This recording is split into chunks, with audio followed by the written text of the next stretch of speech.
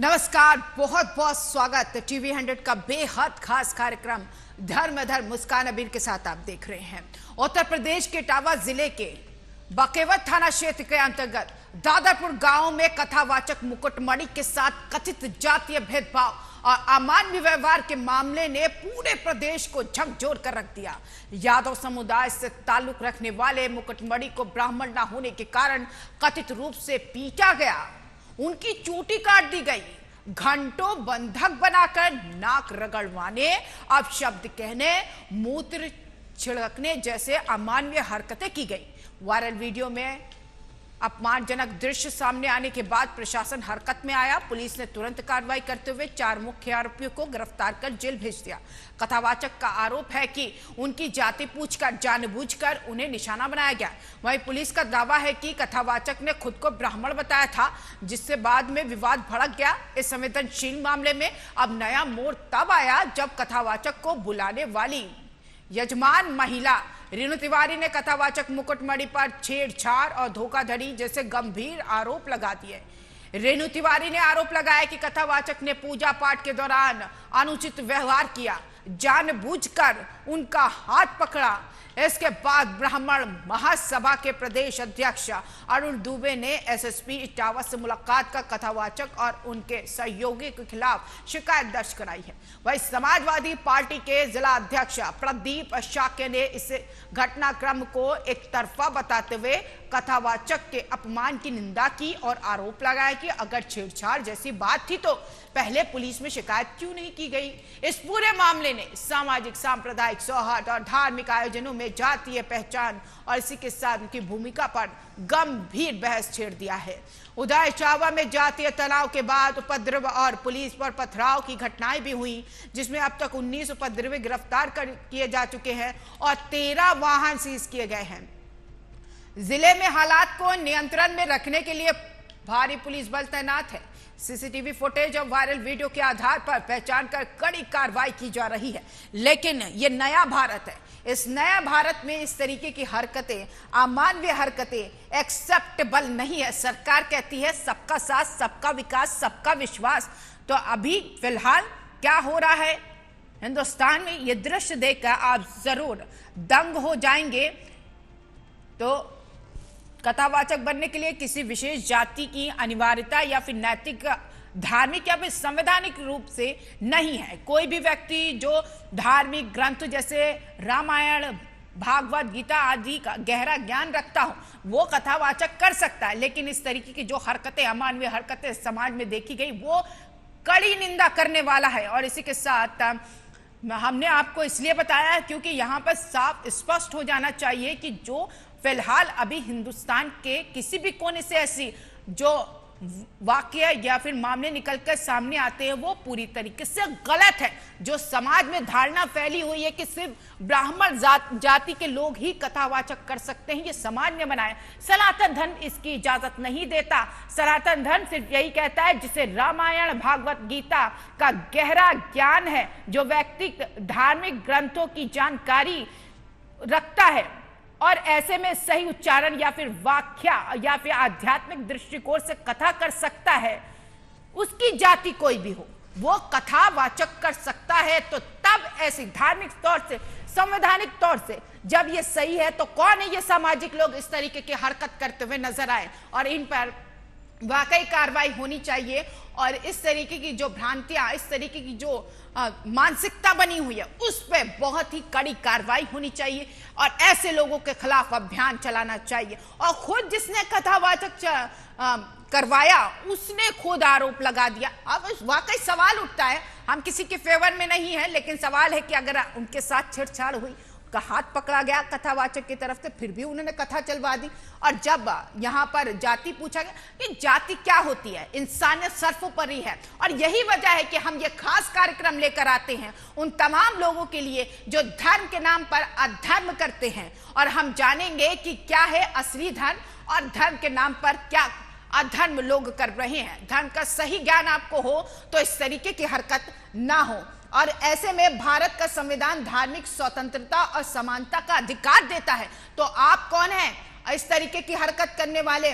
कोई भी व्यक्ति किसी भी धर्म ग्रंथ की व्याख्या कर सकता है, भले वो किसी भी जाति, वर्ग या समुदाय से संबंधित रखता हो।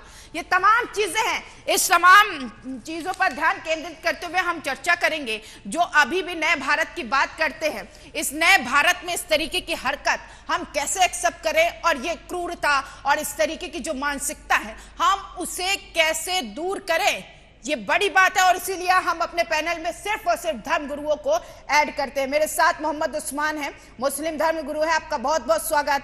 और मेरे साथ साध्वी गितंबा तीर्थ है, हिंदू धर्म गुरु है, आपका बहुत बहुत स्वागत। डॉक्टर मिर्जा शफीक हुसैन शफाकम, मुस्लिम स्कॉलर, आपका भी बहुत बहुत स्वागत। आचार्य धीर शांत अर्धमौनी, हिंदू धर्म गुरु, आपका भी बहुत बहुत स्वागत।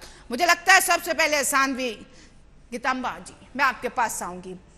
सनातन धर्म क्या कहता है कथावाचक के लिए, कि सिर्फ और सिर्फ ब्राह्मण की जाति ही वाले कथावाचक कर सकते हैं?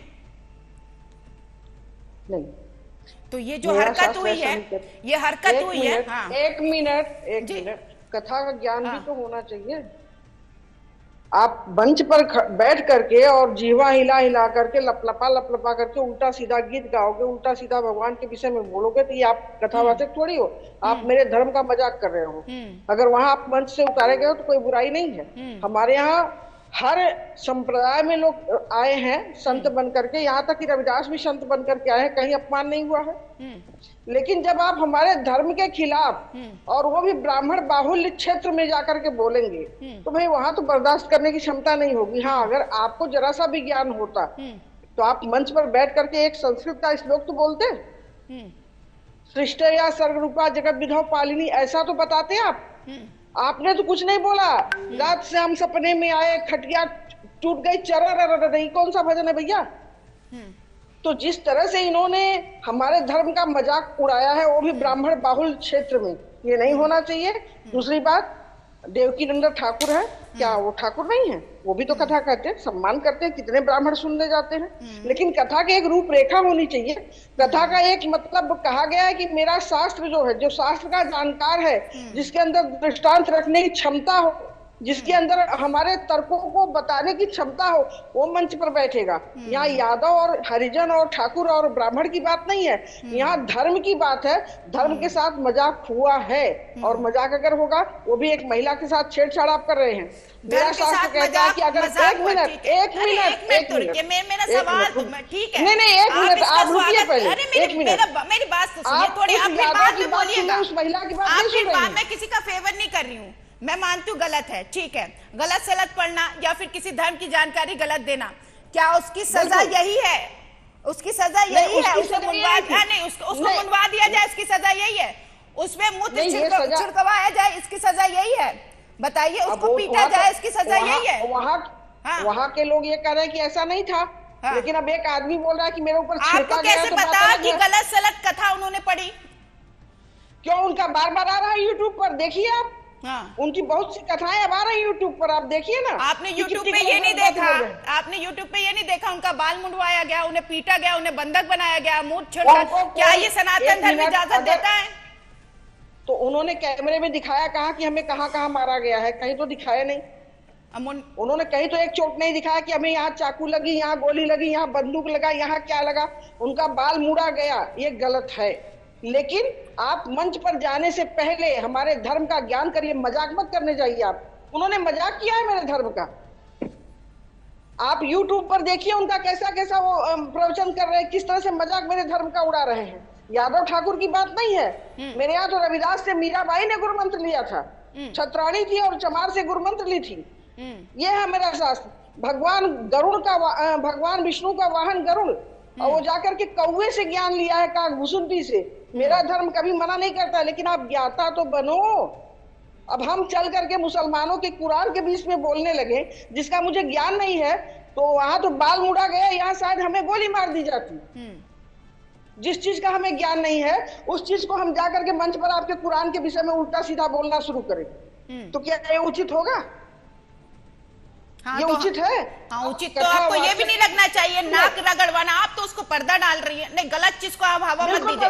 यही धर्म, यही हमारा प्रोग्राम है कि आप धर्म को बदनाम कर रहे हैं। फिर ये सनातन धर्म ये कहता है कि भाई कथा जिसने सही नहीं पढ़ा उसकी नाक रगड़वा दो, मुंडवा दो उसको, या पिटवा दो उसको, या फिर बंधक बना दो। पहले ये बताइए, चलिए आचार्य धीरशांत जी आपके पास आती हूँ मैं ये नहीं जवाब मैं सबको लेकर उसी कौम से आती है जिस कौम में जाकर अगर एक हिंदू कुछ भी बोल दे आपके कुरान के विषय में तो नाक नहीं आपका गर्दन उतार दिया जाएगा।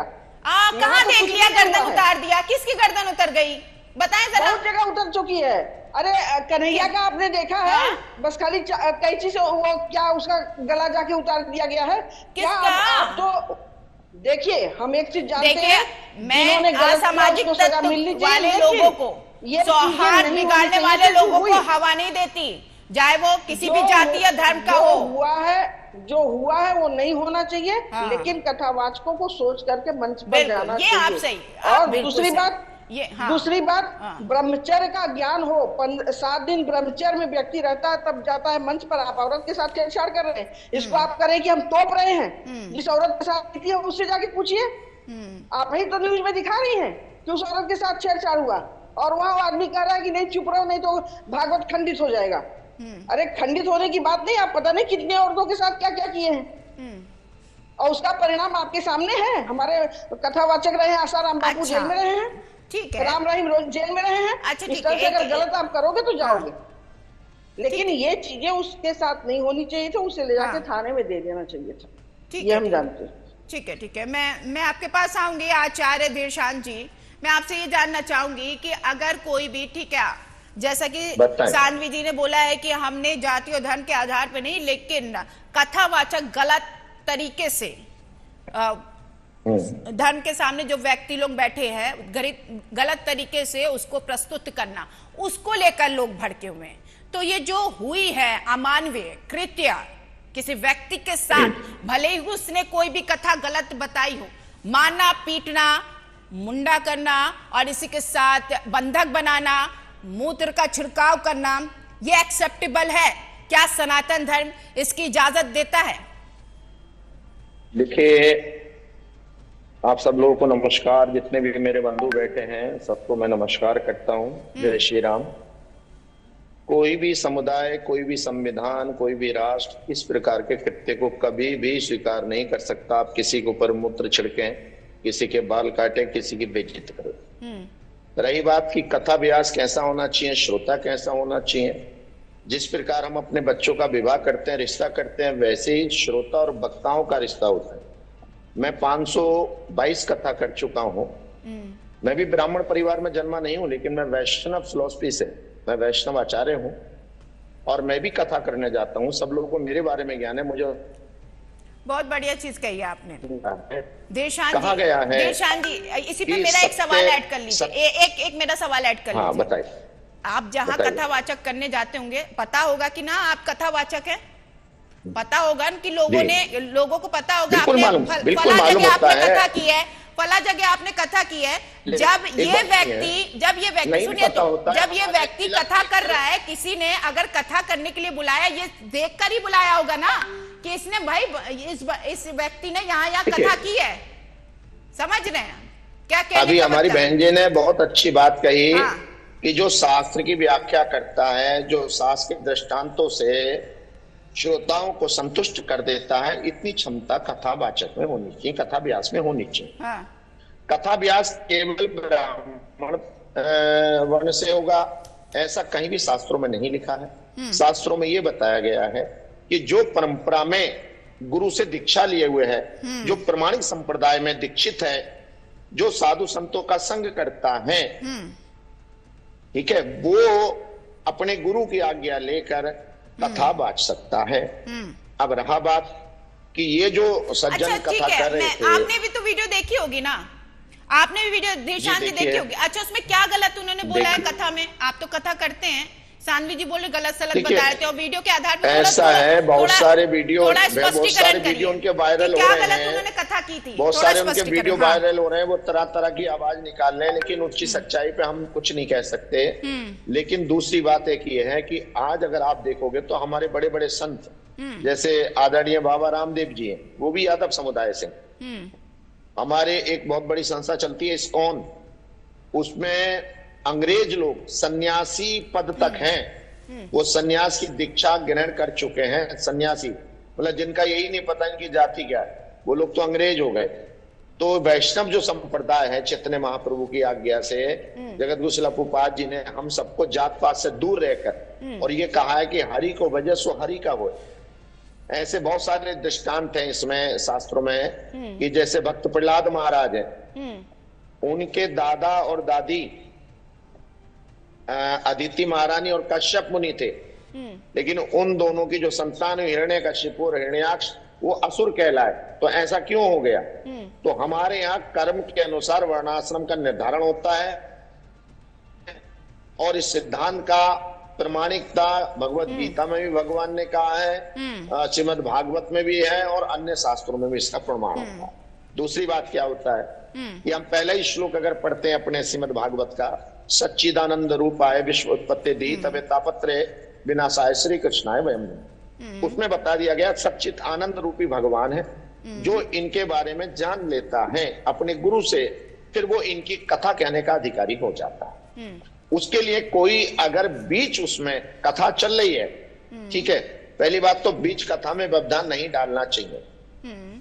कागभूषणजी छल काल में छल से हनुमान जी कथा सुना रहे थे जब वो संजीवनी लेने गए, और जब मकड़ी ने बता दिया कि ये तो ऐसी कथा वाचक है, तो भी उन्होंने बड़े धैर्य से काम लिया और बड़े प्रेम से कथा सुनने के बाद उन्होंने मुष्टि प्रहार से दक्षिणा के रूप में उसका उद्धार कर दिया। सपोज करिए वक्ताओं के और श्रोताओं के हम कुछ नियम बताते हैं कि वक्ता कैसा होना चाहिए, श्रोता कैसा होना चाहिए।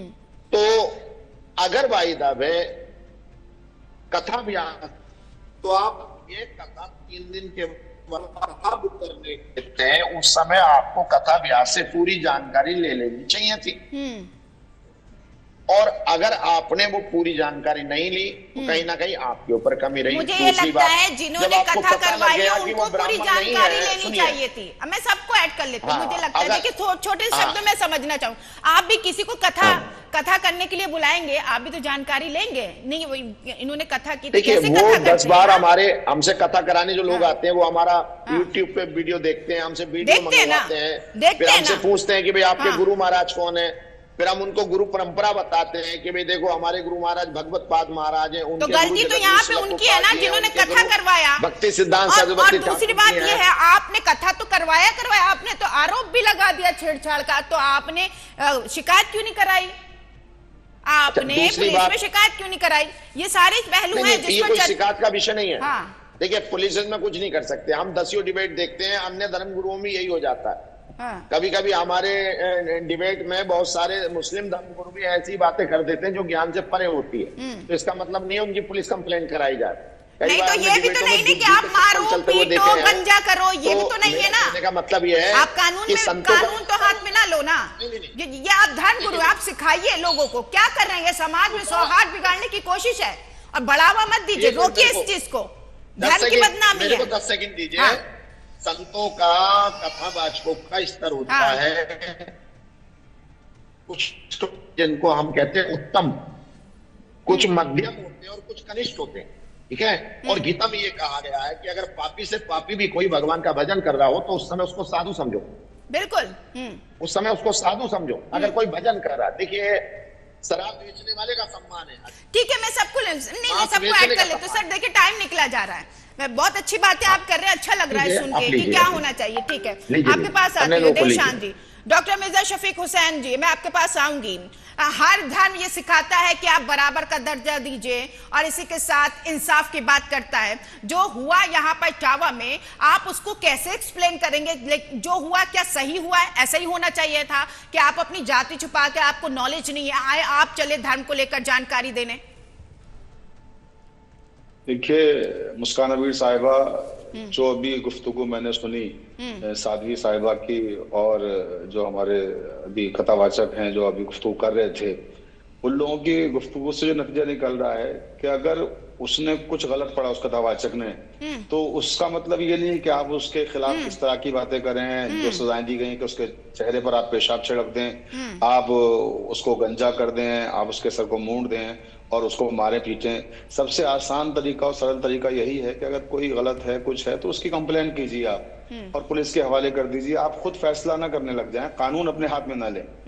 ये ना तो कोई दीन और शरीयत हमें इजाजत देती है इस बात की, और ना कोई हमारे मुल्क का कानून इस बात की इजाजत देता है कि आप कानून खुद अपने हाथ में ले लें और खुद फैसला करने लग जाएं, खुद सजाएं सुनाने लग जाएं।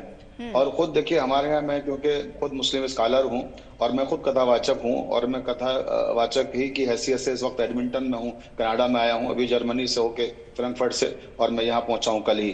तो मैं भी खुद क्योंकि कथावाचक नहीं, देखिए, धर्म का सम्मान होता है। देखिए, मैं यहाँ पे आपको रोकना चाहूंगी शफीक जी। एक धर्म का सम्मान होता है। कथावाचक, आपने खुद कहा कि मैं अपने धर्म से रिलेटेड जानकारी दे।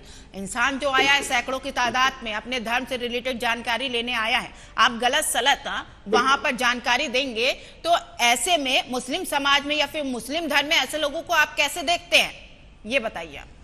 देखिए, गलत सलत जानकारी जहां तक देने का सवाल है, तो आज के जमाने में कोई भी बेवकूफ नहीं है और कोई भी ज्ञानी और अज्ञानी सब तरह के लोग पाए जाते हैं। जो प्रोग्राम करते हैं वो पहले, जैसा कि अभी सर ने भी कहा, हमारे जो कथावाचक इस वक्त मौजूद है हमारे साथ, उन्हीं ने भी कहा कि हमें बुलाने से पहले लोग हमारा वीडियो सुनते हैं, हमारे बारे में इन्फॉर्मेशन लेते हैं, जानकारी लेते हैं, उसके बाद हमें बुलाते हैं। ऐसा तो थोड़ा ही कोई भी कहीं से किसी को बुला लेगा और उसके बाद वो कथावाचक की हैसियत से आए और अपना किसी भी धर्म के बारे में, दीन के बारे में ज्ञान बांटने लग जाए।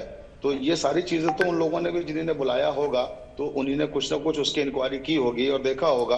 अब क्योंकि मैंने वो बयान सुना नहीं है उनका कि उन्होंने क्या कहा है, और फिर जाहिर सी बात है वो मेरे धर्म से ताल्लुक भी नहीं रखता, हिंदू धर्म के हवाले से गुफ्तगू कर रहे हैं, तो जाहिर सी बात है जो हिंदू धर्म के ज्ञानी लोग हैं ये तो वही फैसला करेंगे कि उसने सही कहा या गलत कहा। तो मैं किसी को भी बगैर कोई अपनी तरफ से फैसला नहीं सुना सकता हूं, लेकिन जो हुआ वो गलत हुआ। जो घटना हुई है यहाँ पे उस्मान जी, अगर यही वो गलत है, यही मुस्लिम धर्म में होती और यही काम मुस्लिम धर्म के समाज के लोग करते हैं, तो आप इसको कैसे एक्सप्लेन करते? क्या आप उसका स्वागत करते? जैसे कि सानवी जी ने बोला कि भाई गलत सलत जानकारी दोगे तो ऐसे ही फेस करना पड़ेगा। आप बताइए, आप क्या कहेंगे? देखिए, जहां तक इस पूरी घटना का ताल्लुक है, तो ये घटना अब कई भागों में बट गई। तो मैं सबसे पहले अपनी बात की शुरुआत तो इससे करना चाहूंगा कि जाति न पूछो साधु की, पूछ लीजिए ज्ञान, और मोल करो तलवार का, पड़ा रहिंदो म्यान। Correct correct correct. मैं यहाँ पर इससे शुरुआत करता हूँ इस सारी चीज की।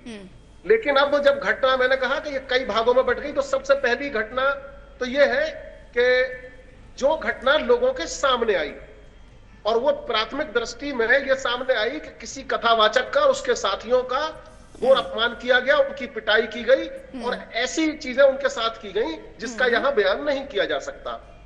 तो ये, मैं इसकी घोर निंदा करता हूं। ऐसा किसी भी कीमत नहीं होना चाहिए।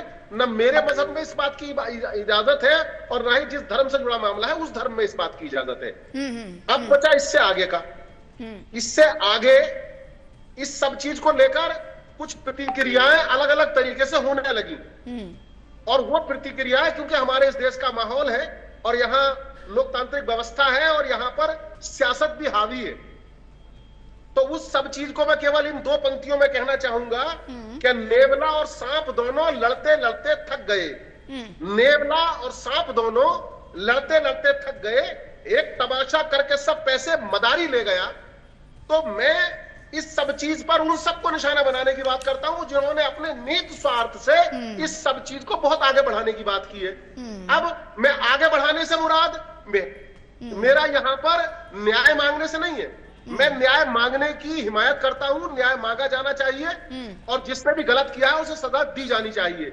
लेकिन फिर इस पर कैसे इस तरह से आंदोलन किया जाए, इस तरह से घेरा जाए? अगर देखो, हर समाज में, हर जाति वर्ग में लोग गलत हो सकते हैं, लेकिन गलत लोगों की तादाद छोटी होती है। उस कम तादाद के बदले हमें पूरे समाज को कभी दोषी नहीं ठहराया जाना चाहिए। ऐसे ही इस पूरे मामले में अगर किसी खास गांव में कुछ लोगों ने यह घटना घटित कर दी, तो फिर खासकर उस समाज के पूरे लोगों को इसमें उसका दोषी सिद्ध नहीं किया जाना चाहिए। ठीक है, ये और पूरा ऐसा सिद्ध करने के पकड़ता जा रहा है उस्मान जी, जिसमें किया जा रहा है वो गलत है। ये पूरा मामला दूर पकड़ता जा रहा है। आज आपने डिबेट रखी है, एक राजनीतिक क्वेश्चन है। मैं चारों में आ रही हूँ आपके पास।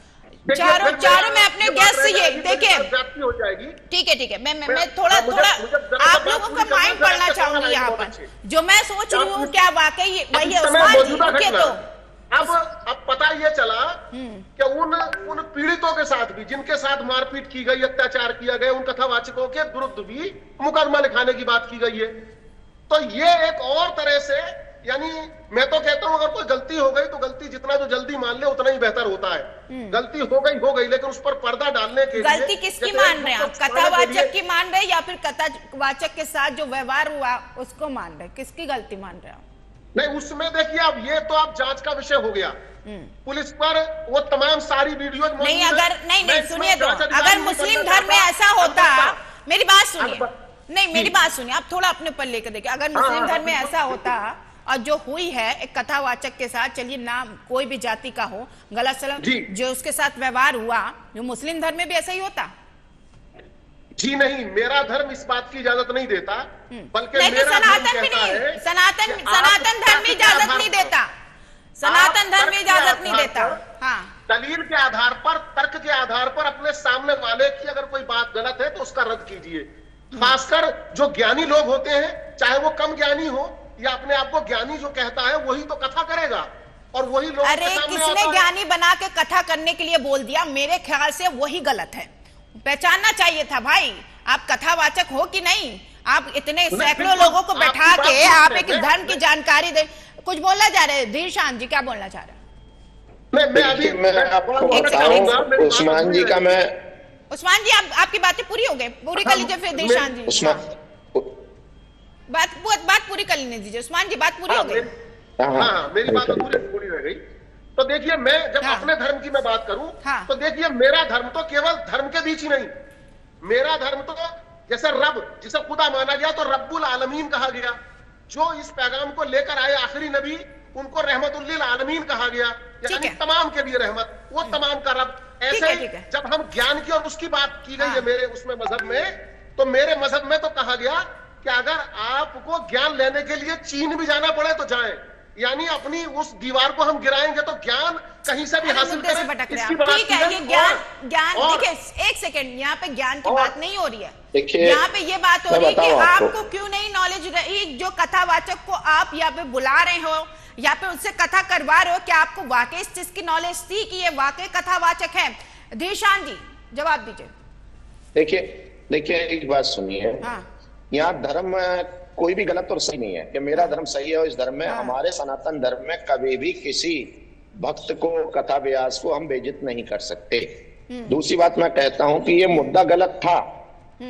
ये मुद्दा इसलिए गलत था कि आपने कथा व्यास को बुलाया, अब आपकी समझ में नहीं आया, उसकी जाति समझ में नहीं आई, तो उससे हाथ जोड़ के निवेदन कर लेते कि भाई हम आगे से आपसे कथा नहीं सुन सकते। ठीक है, दूसरी बात और मैं कहता हूँ, एकदम सौहार्द वाली पहले तो गलती हुई आयोजकों की कि पूरी जानकारी नहीं ली, दूसरी गलती हुई व्यवहार की, अब तीसरी गलती क्या हो रही है कि इस मुद्दे का ध्रुवीकरण हो रहा है। अच्छा धीरशान जी, क्या पता वो कथावाचक, धीरशान जी एक चीज आपकी बातों से ये समझ में आता है, क्या पता वो कथावाचक अपनी रोजी रोटी चला रहा हो उससे? नहीं, रोजी रोटी की बात तो अलग है। देखिए रोजी रोटी, जब लोग शराब बेच के तंबाकू बेच के रोजी रोटी चला सकते हैं, तो कथा कीर्तन करके कोई अपना पेट भरना कोई गलत बात नहीं है। लेकिन मैं एक बात कहता हूं कि इस सब्जेक्ट को निहाती कुछ तत्वों ने गंदा कर दिया। बहुत बढ़िया शेर पढ़ा था हमारे उस्मान साहब ने, इस जाति ना पूछिए साधु की, ठीक है, बहुत ही बढ़िया बात थी। पहले इस मुद्दे का ध्रुवीकरण हुआ यादव और ब्राह्मण नाम से, उसके बाद इसका राजनीतिकरण हो गया।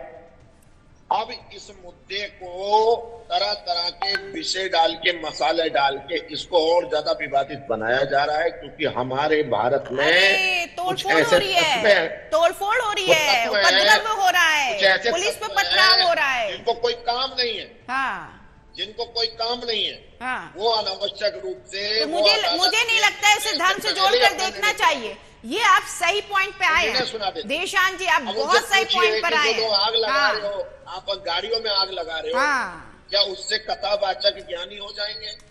क्या आग लगाने से कथा सुनने वालों को सद्बुद्धि आ जाएगी जिन्होंने कृत्य किया?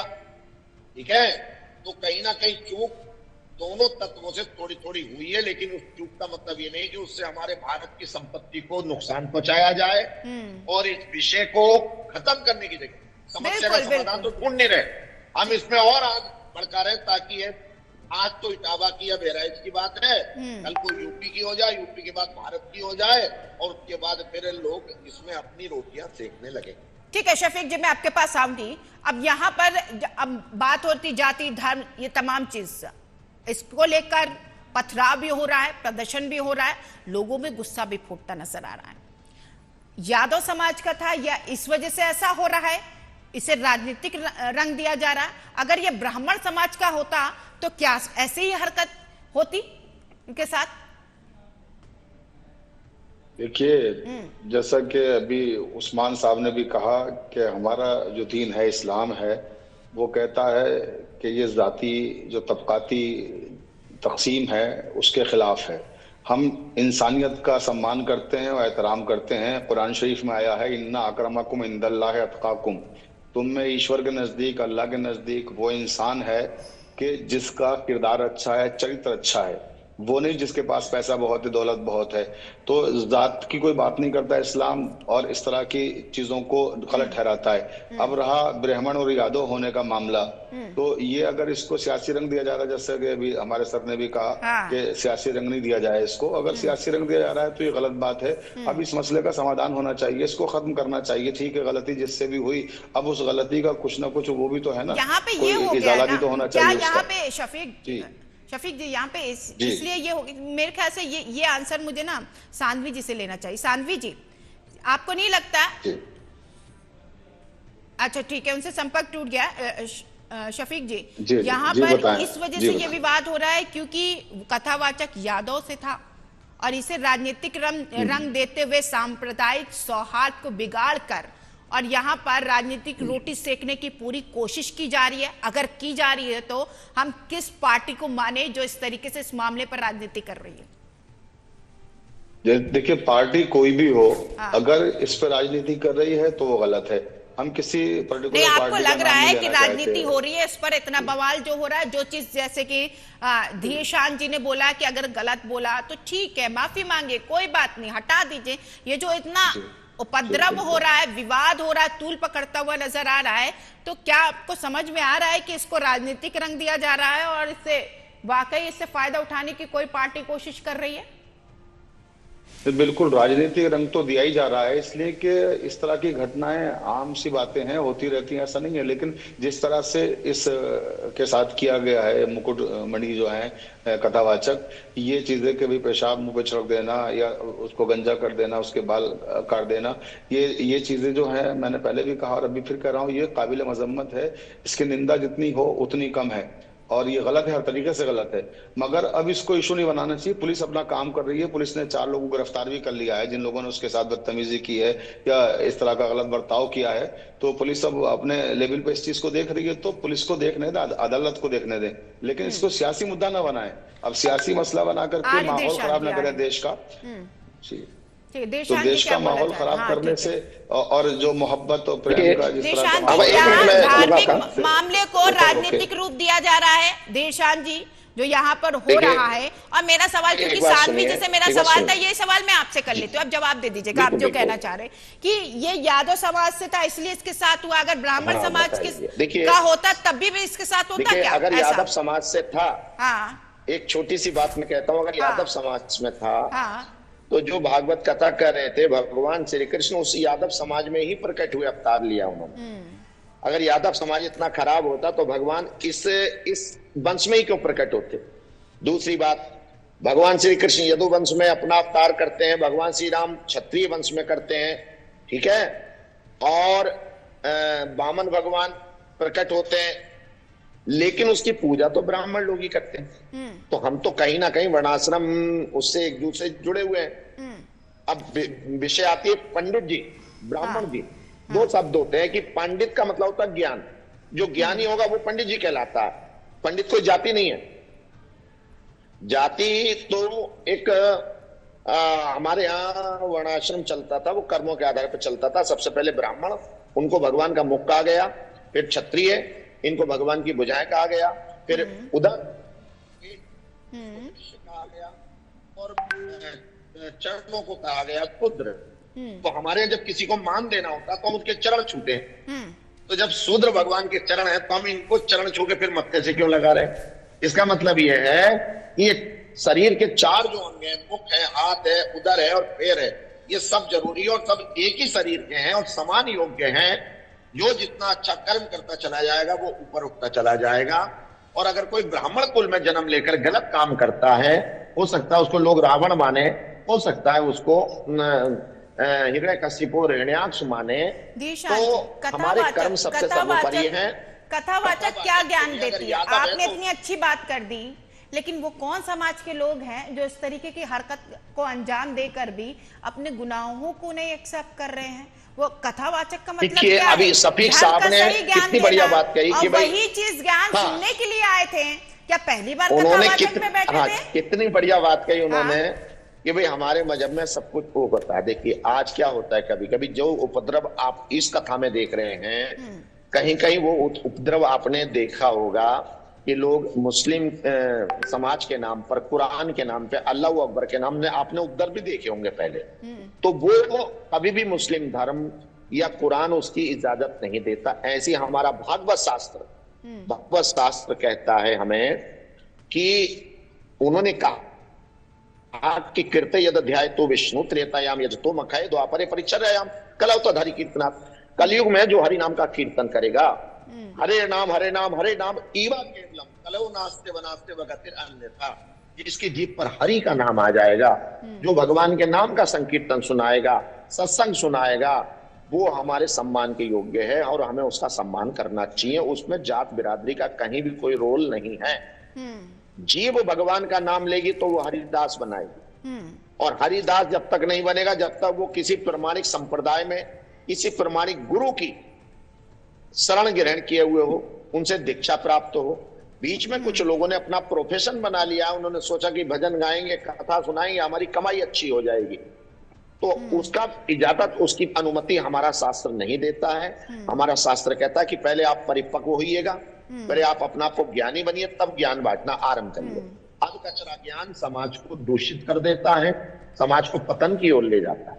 तो कुछ कथावाचकों में उतावलापन होता है, कुछ कथावाचकों में व्यावसायिकता आ जाती है, लेकिन वास्तव में एक कथा व्यास जो होता है वो एक सत्यनिष्ठ होता है। और तृणादपि सुनीचेना तरोरिव सहिष्णुना अमानिना मान देना कीर्तनीय सदा हरि। वो तृण से भी ज्यादा नम्र होता है, वृक्ष से भी ज्यादा सहनशील होता है। यहाँ सहनशीलता की बहुत कमी देखी गई दोनों पक्षों में, एक दूसरे पे आरोप प्रत्यारोप चले। और अब इसका देखिए, मैंने बताया था ध्रुवीकरण हुआ, पहले इसका जाति ध्रुवीकरण हुआ, फिर इसका सियासती ध्रुवीकरण हुआ, अब इसका वकीलों का ध्रुवीकरण हो गया है। अब एक दूसरे के खिलाफ रिपोर्ट लिखा के संविधान किया, इसके साथ मजाक करा जा रहा है कि तुम क्रॉस रिपोर्टिंग करो, इसके दो वो निकालो, इसके दो आधार कार्ड है, यानी कि इसको गलत साबित करो। उधर दूसरा पक्ष कह रहा है कि इन्होंने मेरे ऊपर गलत अपवित्र मुझको किया है। अच्छा, राजनीति को दावत कौन दे रहे हैं, मुझे ये बताइए कि राजनीति को दावत वो लोग दे रहे हैं जो सत्ता पक्ष के विरोधी हैं। नहीं, क्योंकि उन्हें सत्ता पक्ष को उखाड़ना होता है और उनको अपना विपक्ष चलाना मैं बता रही हूँ आपको होता है। देशान जी, राजनीति को दावत उन्होंने दिया है जिन्हें धर्म का ज्ञान नहीं है, समझ रहे हैं। अगर धर्म का ज्ञान होता तो इतनी बड़ी घटना नहीं घटती, क्योंकि कोई धर्म माहौल बिगाड़ने की इजाजत नहीं देता।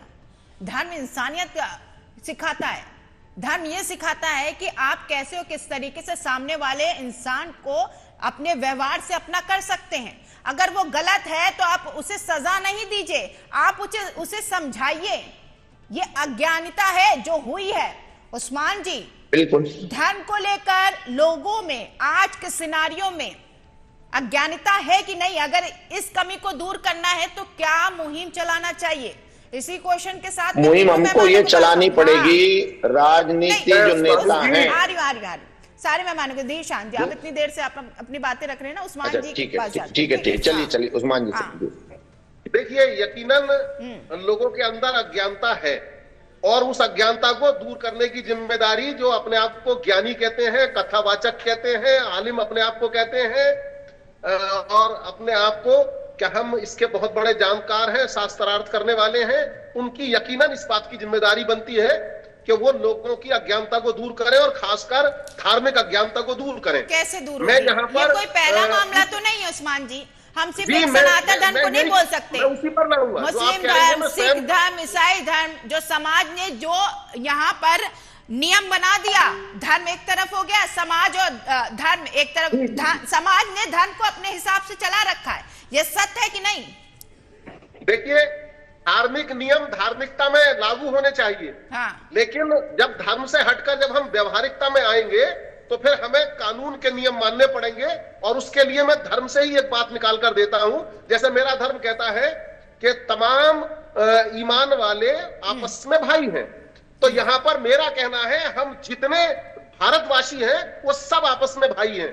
हम इसको जड़ बुनियाद मानकर चले, और कहीं भी अगर नाइंसाफी होती हो, किसी के खिलाफ भी नाइंसाफी होती हो, तो उसमें हम भेद समाप्त करें और न्याय किसी भी पीड़ित को जल्दी से जल्द दिलाने का काम करें। मैं यहाँ पर सत्ता पक्ष और विपक्ष को भी लपेटने की कोशिश करूंगा। वो सत्ता सबसे बेहतर है जिसके राज्य में लोग अपराध करने की सोचे ही नहीं। और अगर कहीं ना कहीं अपराधी छूटते रहेंगे या देरी से न्याय मिलता रहेगा तो लोग अपराध की तरफ भी जाते रहेंगे, उसका डर खौफ सजा का खत्म हो जाएगा। मैं कथावाचकों के लिए भी एक बड़ी खास बात कहना चाहूंगा कि जिस तरह इसमें छेड़छाड़ की बात हुई, जो छेड़छाड़ का एक शब्द आया है, इस्तेमाल हुआ है, चाहे वो फर्जी मुकदमा लिखाने के लिए किया गया या कोई और घटनाक्रम में लिखा गया, तो देखिए कथा को शुद्धता, उसकी जो कथा की शुद्धता है वो हर हालत में बचाई जाए, उसमें कोई भी कथा में छेड़छाड़ ना हो और श्रद्धालुओं की भावना भी आहत ना हो, उससे खिलवाड़ ना हो, और समाज को जगाने में बड़ा हास्यास्पद हो जाता है जो कथा लोगों को सीख सिखाता है इंसानियत की। वो लोग आए थे कथा सुनने के लिए, और अंतिम बात, एक पैगाम और मैं उन लड़ाई झगड़े वालों को दे दूं, उकसावे वालों को और एक अंतिम पैगाम देना चाहता हूं। यही तो मेरा सवाल है कि धर्म को लेकर अज्ञानता ने पूरे माहौल को बिगाड़ कर रखा हुआ है। मैं इससे पहले देशान जी आपके पास आऊं बहुत अहम सवाल के साथ। अंतिम पैगाम आधा मिनट का। हाँ बोलिए क्या बोल रहे हैं? हाँ, ये जो उकसावे के आधार पर लोग लड़ने का काम कर रहे हैं, उकसावे में आ रहे हैं, वो गौर कर लें और उस रामायण की तरफ जाएं, उस कथा की तरफ जाएं जिसमें रावण का सत्यानाश हुआ और वो शूर्पणखा कहीं ना कहीं इसका प्रेरणा स्रोत थी उनको जगाने के लिए, उन्हें आगे बढ़ाने के लिए। और जब उनका अंत हुआ रावण का और उसके भाइयों का, तो वो शूर्पणखा उनको देखने के लिए भी नहीं आई थी। तो ये जो लोग उकसावे में कुछ और कर बैठेंगे, कानून तोड़ बैठेंगे, ये जेल में कहीं भी बंद हो जाए, कुछ भी हो जाए, इनके लिए कोई पूछने वाला नहीं आएगा, इनकी खैर खबर लेने वाला नहीं आएगा, वो केवल अपना फायदा उठाकर ले जाएंगे। धन्यवाद। ठीक है शफीक जी, मैं आपके पास आऊंगा। इस्लाम में इंसान के सबसे ज्यादा सर्वोपरि उसकी भक्ति और चरित्र माना जाता है, यानी कि जिसे कहते हैं सीधे तौर पर तकवा। यही तय करता है इंसान की इंसानियत। जाति या नस्ल नहीं करती है कि नहीं करती? क्या यही सोच हिंदू समाज में भी लागू होनी चाहिए? जी बिल्कुल मुस्कान साहिबा, आपने अभी एक इतना कीमती जुमला कहा जो हम सबकी गुफ्तगू पर भारी है। आपने कहा कि ये सब जो भी कुछ हो रहा है ये मजहबी जहालत की वजह से हो रहा है, अज्ञानता की वजह से हो रहा है, ज्ञान की कमी की वजह से हो रहा है। जो सियासी रंग दे रहे हैं वो लोग भी अज्ञानी हैं, और जिन्होंने ये वाकया जो रूनुमा हुआ है इसकी वजह बने हैं वो लोग भी अज्ञानी हैं। तो हमें सबसे ज्यादा जरूरत जो है ना इस वक्त जहालत को दूर करने की है और जहालत के खिलाफ जंग लड़ने की है। जो हमारे वक्ता हैं और जो हमारे कथावाचक हैं वो सब यही तो पैगाम देते हैं। हर मजहब का पैगाम यही है कि मोहब्बत से रहो, मोहब्बत के साथ जियो, मोहब्बत के साथ जीने दो दूसरों को भी। यानी ये नहीं कि सिर्फ हम खाली जिए जाएं, इस्लाम कहता है खुद भी जियो और दूसरों को भी जीने का मौका दो।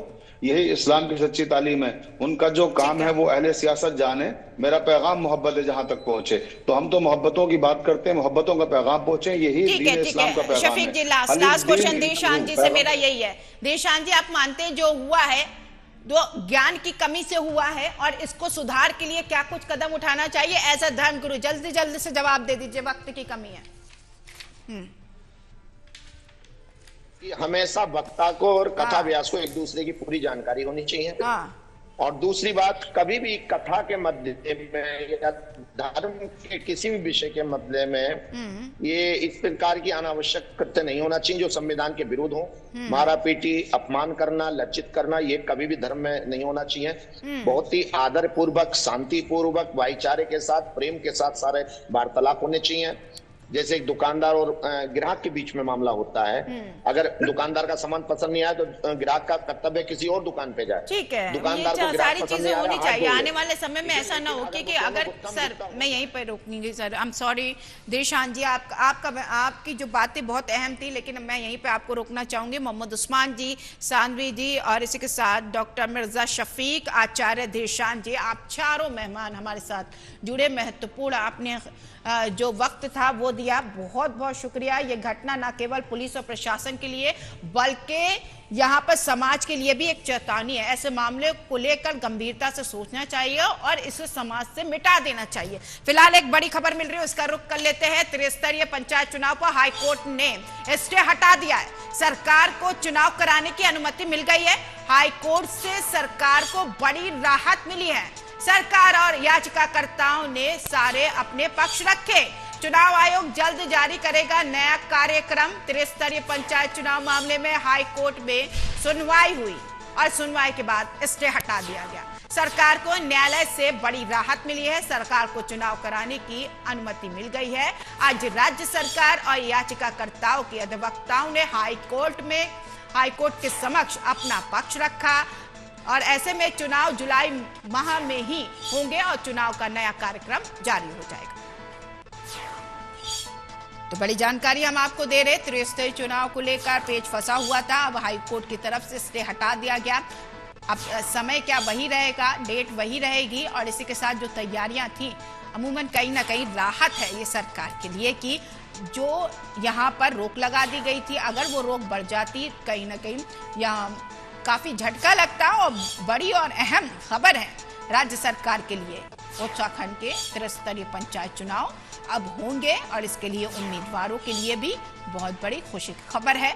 और जब इस पर स्टे लगा था, इसको लेकर भी काफी यहाँ पर उम्मीद जताई जा रही थी कि हाई कोर्ट की तरफ से शायद ये अनुमति मिल जाए, लेकिन अब त्रिस्तरीय चुनाव होगा और इसकी जो तैयारियां हैं अब यहाँ पर उसी आगे से तैयारियां और होना शुरू हो जाएगी। क्योंकि नामांकन की प्रक्रिया 25 तारीख तक थी, अब डेट आगे बढ़ गई है। अब देखना यह है कि अब डेट में कितनी तब्दीलियां देखी जाएगी, लेकिन जुलाई में ही त्रिस्तरीय चुनाव होगा। हाईकोर्ट की तरफ से स्टे हटा दिया गया। सरकार और याचिकाकर्ताओं ने अपने पक्ष रखे, जिसके बाद ये सारी चीजें सामने आई है। तो उत्तराखंड में अब त्रिस्तरीय चुनाव होगा। हाईकोर्ट की तरफ से स्टे हटा दिया गया है। यह अहम जानकारी और बड़ी खबर हम आपको दे रहे हैं। अधिवक्ता महोदय ने अभी आप लोगों को ब्रीफ किया है कि ऑनरेबल चीफ जस्टिस सर की कोर्ट में जो डिसीजन हुआ है, स्टे वैकेट हुआ है और एक हमें नया शेड्यूल जारी करना है, जिसको कि इलेक्शन कमीशन के परामर्श से राज्य सरकार के द्वारा नया शेड्यूल जारी किया जाएगा। और इलेक्शन जैसा कि हमने पहले भी कमिट किया था, सरकार का कमिटमेंट था कि जुलाई महीने में हम कंप्लीट कर लेंगे, तो हमारे इलेक्शन प्रोसेस जुलाई महीने में हम कंप्लीट करने के लिए कमिटेड है। Thank you. और सीधा आपको भोपाल लिए चलते हैं। डॉक्टर मोहन यादव जो कि मध्य प्रदेश के सीएम हैं, संबोधन कर रहे हैं, क्या कुछ बोल रहे हैं आप सुनिए। राजनारायण जी हार गए और उनने सुप्रीम हाईकोर्ट में इस बात को सिद्ध किया कि ये तत्कालीन प्रधानमंत्री ने जो चुनाव लड़ा उसमें उनने सारी नैतिकता ताक पे रख करके सारे प्रशासन का उपयोग करके ये चुनाव जीत गई। अब ये केवल हमको समझने की जरूरत है।